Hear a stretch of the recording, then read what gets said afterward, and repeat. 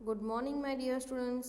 कैसे हैं आप? आज मैं कक्षा 7 में चैप्टर नंबर 5 हिंद देश के निवासी वह कविता जो है वह मैं आपको समझाऊंगी।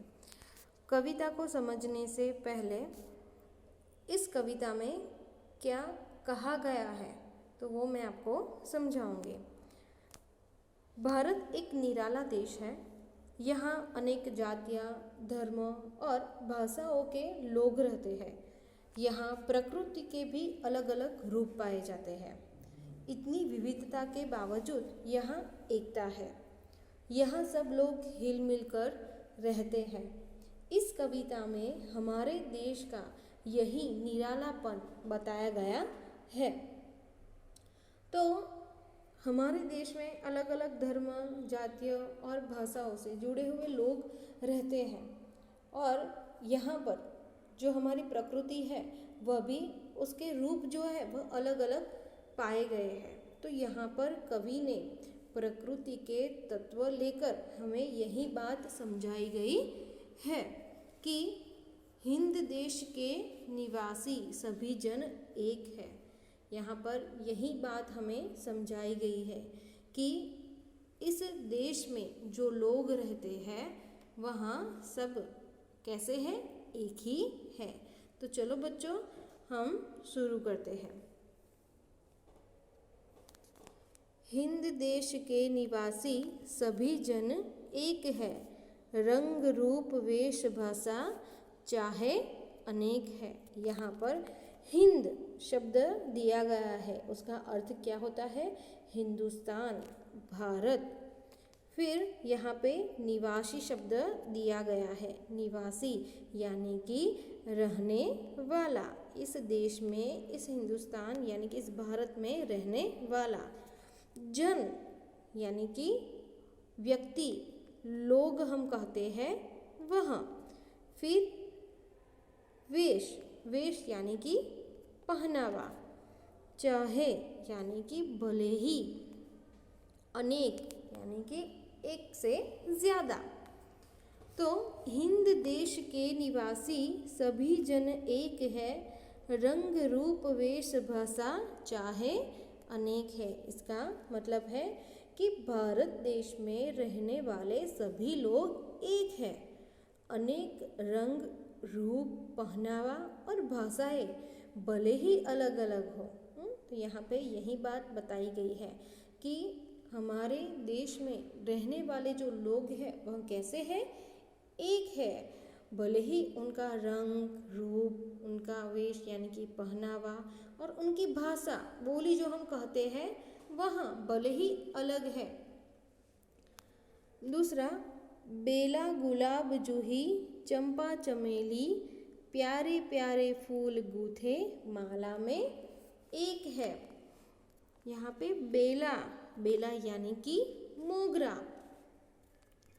फिर गूंथे यानी कि पिरोना। तो यहाँ पे कहा है कि बेला गुलाब जूही चंपा चमेली प्यारे प्यारे फूल गूथे माला में एक है।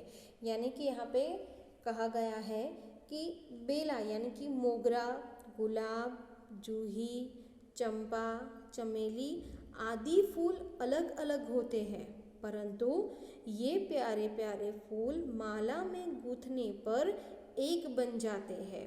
उसी तरह अलग अलग होकर भी सारे भारतवासी एक है।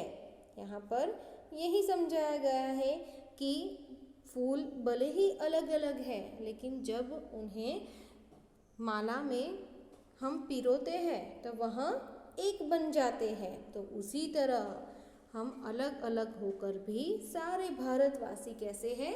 एक ही है। दूसरी लाइन को हम समझते हैं। कोयल की कूक प्यारी पपी है कि टेर प्यारी, गा रही तराना बुलबुल राग मगर एक है। यहाँ पे कूक यानी कि कोयल की आवाज़। फिर यहाँ पे न्यारी शब्द दिया गया है, न्यारी यानी कि निराला। फिर पपीहे, पपीहा जो हम कहते हैं वह। पंछी का एक नाम है। फिर गा रही तराना बुलबुल, तराना यानी कि गीत, राग यानी कि गाने का ढंग, और मगर यानी कि परंतु, लेकिन जो हम कहते हैं वह। कोयल की कूक न्यारी, पपी है की टेर प्यारी, गा रही तराना बुलबुल, राग मगर एक है। यानी कि यहाँ पे यह समझाया गया है कि कोयल की बोली जो है वह बहुत ही निराली है। पपी है कि बोली में अपनी मिठास होती है। बुलबुल का गीत भी अलग तरह का होता है। इन सब पक्षियों के गाने भले ही अलग अलग हो, पर उनका राग एक है। यहाँ पे यही समझाया गया है कि कोयल जो है तो उसकी बोली जो है वो बहुत ही निराली है। पपीहा जो है उसकी बोली में एक अलग रूप की मिठास है, और बुलबुल जो है वह भी गीत जो है वह भी अलग तरह से गाती है। लेकिन इन सभी पक्षियों के गाने भले ही अलग अलग है, पर उनका राग जो है वह कैसा है, वह उनका राग एक ही है। तो इस तरह अलग अलग बोली और भाषा बोलने वाले भारतवासियों की आवाज़ भी एक ही होती है। इस तरह अलग अलग बोली और भाषा बोलने वाले भारतवासी की आवाज़ भी एक ही होती है।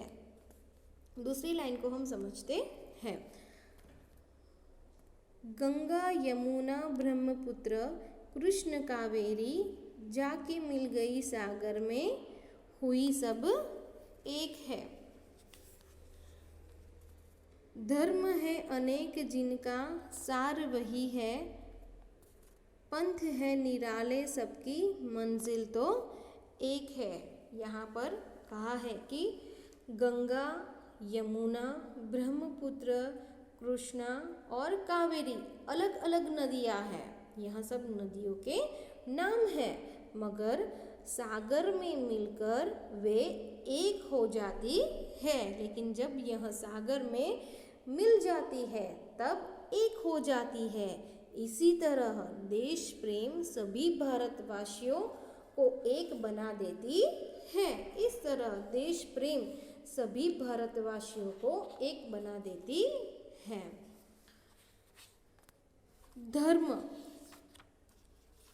धर्म यानी कि हमारा जो कोई हिंदू धर्म का है, कोई मुस्लिम धर्म का है, कोई सिख धर्म का है, कोई ईसाई धर्म का है वह। फिर यहाँ पे पंथ शब्द दिया गया है। पंथ, पंथ यानी कि संप्रदाय जो हम कहते हैं वह। फिर निराले, निराला जो हम कहते हैं वह, भिन्न भिन्न। फिर मंजिल, मंजिल यानी कि ध्येय, उद्देश्य जो हम कहते हैं, गोल जो हम कहते हैं वह। तो धर्म अनेक है, जैसे कि हिंदू, मुस्लिम, सिख, ईसाई, पारसी, तो यह हमारे धर्म है, पर उनका सार तत्व एक ही है। सभी संप्रदाय अलग अलग विशेषता रखते हैं, पर सबका ध्येय एक ही है, मनुष्य को उन्नत यानी कि प्रगति की ओर, उन्नति की ओर उन्नत बनाना। इसी तरह सभी भारतवासियों का लक्ष्य जो है वह एक ही है, अपने देश की उन्नति करना, अपने देश की उन्नति करना। कि आप जानते हैं कि हमारा देश जो है वह जब प्रगति करेगा यानी कि उन्नति के पथ पर आगे जाएगा, तो हम जानते हैं कि यह उसकी विशेषता है कि सब भारतवासी जो है वह यही जानते हैं कि हमारा देश जो है वह तरक्की के पथ पर आगे ही आगे बढ़ता जाए। तो यहाँ पर भी हमें यही समझाया गया है कि विविधता में एकता हमारे देश की विशेषता है, साथ ही विकास और शक्ति की पारिचारिका भी है। मानवीय एवं प्राकृतिक विविधताएं होने पर भी उसमें अभिन्न एक सूत्रता है कि भले ही अलग अलग धर्म, संप्रदाय, जाति से हम लोग जुड़े हुए हैं, लेकिन हम सब कैसे हैं? एक ही है। तो यहाँ पर कवि जो है वो हमें यही समझाने की कोशिश की गई है कि हम सब एक ही है।